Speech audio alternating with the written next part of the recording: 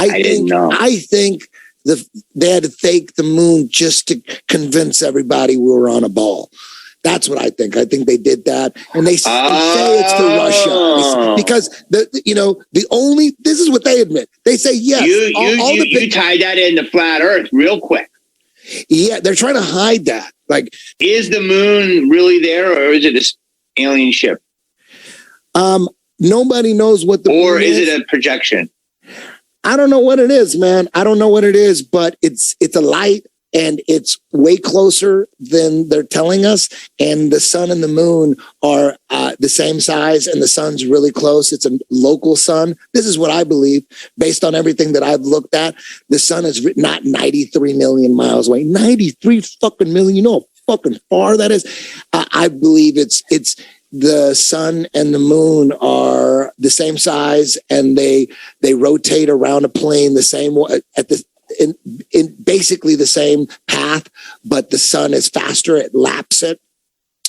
That's just based on, not a dream I had, but based on research. You know what I mean? I mean, I don't know shit, but I know a couple things. I know water is always level. There's a great flat Earth documentary called The Next Level. Watch that. The Next Level just came out like a month ago. Watch that shit. I know one thing that I could prove right now. I could prove this right now. Look, water is level. No matter what I do to it, it's always level. And if 75% of Earth is water, we're on some level shit. Okay, we're not in a fucking spinning on a ball shooting through space. So we know water's level, and we know that there's a magnetic force in the North Pole that all compasses point to. We know that for sure, that something in the North Pole has so much magnetic energy that's how, we travel. We're using compasses or across the sea and the oceans.